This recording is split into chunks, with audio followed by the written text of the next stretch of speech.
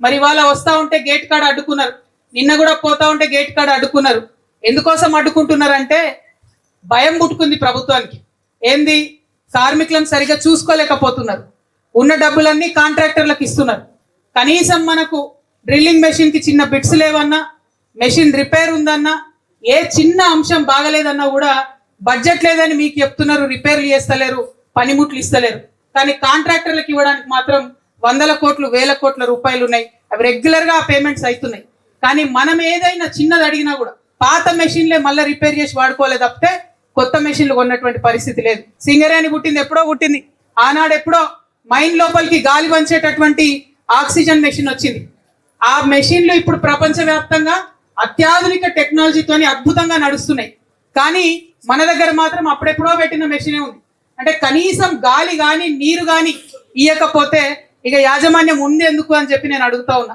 నిన్న ఇంకో మైన్ దగ్గర పోతే బాటిల్ పట్టుకొని లోపలికి పోతున్నారు. పాపం మీకుండే పనిముట్లు వేరే ఉంటాయి, మీరు నడవాల్సింది నడవాలి, మీదికెళ్ళి ఇంటికెళ్ళి మంచినీళ్ళ బాటిల్ పట్టుకురావాలంటే మరి కనీసం అది కూడా వేయలేకపోతే సింగరేణి యాజమాన్యం నిజంగా సిగ్గుపడాలి. ఇక్కడ ఉండేటటువంటి ఆఫీసర్స్ అందరికి కూడా నేను హెచ్చరిక చేస్తా ఉన్నా, ఇది మానవ హక్కుల ఉల్లంఘన, కార్మికులదే కాదు, ఇది మానవ హక్కుల ఉల్లంఘన. డెఫినెట్ గా డ్రింకింగ్ వాటర్ బాగుండాలి, ఆక్సిజన్ కరెక్ట్ గా ఉండాలి.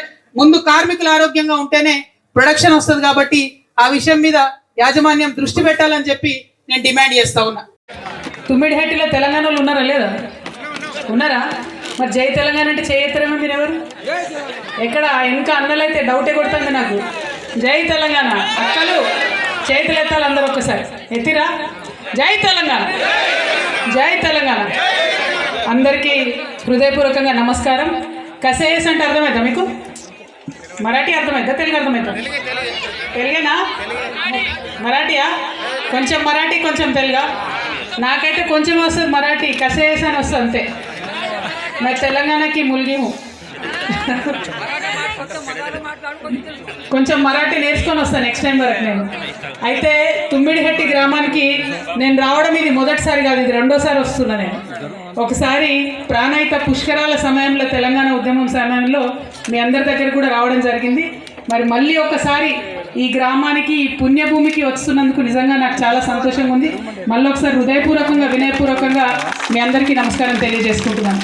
వేదిక మీద ఉన్న గౌరవనీయులు, ఉమ్మడి ఆదిలాబాద్ జిల్లాలో ఆనాడు మంత్రిగా చేసినటువంటి అన్న, మా ఆదిలాబాద్ జిల్లాకు పెద్దన్న మన బోడ జనార్దన్ అన్న గారు, అట్లనే వేదిక మీద ఉన్నటువంటి మరో పెద్దన్న, మా పెద్దన్న రియాజ్ అహ్మద్ అన్న గారు, అట్లనే రాబోయే రోజుల్లో మరి మీ అందరి ఆశీర్వాదం ఉంటే కాబోయే ఎమ్మెల్యేగా కావేటి సవితమ్మ గారిని చూడాలని మేము అనుకుంటున్నాం. ఆమె గారు, అట్లనే కావేటి మనోహర్ గారు, అట్లనే మా తమ్ముడు వాంకిడి వినోద్ గారు ఆసిఫాబాద్ నుండి, అట్లనే అనిల్ కొస్నాకర్ గారు, అట్లనే వేదిక మీద ఉన్నటువంటి మిగతా పెద్దలందరికీ కూడా పేరు పేరున హృదయపూర్వకంగా నమస్కారాలు. అందరికన్నా ఎక్కువ మేము ఇంత దూరం వస్తే మాతో పాటు బండ్ల మీద, బైక్ల మీద మమ్మల్ని ఫాలో అవ్వకుంటూ వచ్చినటువంటి మా అన్నదమ్ములు, మీడియా మిత్రులందరికీ కూడా హృదయపూర్వకంగా నమస్కారం తెలియజేస్తూ ఉన్నాను. మరి వాళ్ళ ఎందుకోసం వచ్చినాం ఇక్కడ దాకా, ఇంత దూరం ఎందుకు రావాల్సి వచ్చింది అంటే, మీరు చూస్తున్నారో లేదో వార్తలలో, కానీ మన తుమ్మిడిహట్టి ప్రాంతం మాత్రం రోజు పేపర్లలో, వార్తలలో, రోజు టీవీలలో అదే నడుస్తుంది.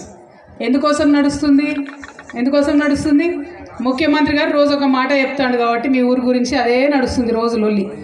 అయితే 2010లో ఈ గ్రామానికి వచ్చినప్పుడే, తెలంగాణ రాకముందే ఆనాడే అనుకున్నాం, ఈ ప్రాంతంలో నిజానికి మంచి అడవి, మంచి నదులు, ఖచ్చితంగా ఈ ఆసిఫాబాద్ జిల్లా, ఇప్పుడున్నటువంటి ఆసిఫాబాద్ జిల్లా, ఆనాడు ఉమ్మడి ఆదిలాబాద్ జిల్లా, అన్ని నియోజకవర్గాల్లో కనీసం నియోజకవర్గానికి 1,00,000 ఎకరాల కన్నా నీళ్లు తెచ్చుకోవాలి. ఈ నీళ్లు ఉట్టిగా పోతున్నాయి, పోయి మళ్ళీ గోదావరిలో కలుస్తాయి, గోదావరి పోయి సముద్రంలో కలుస్తుంది. నీళ్లు మనకు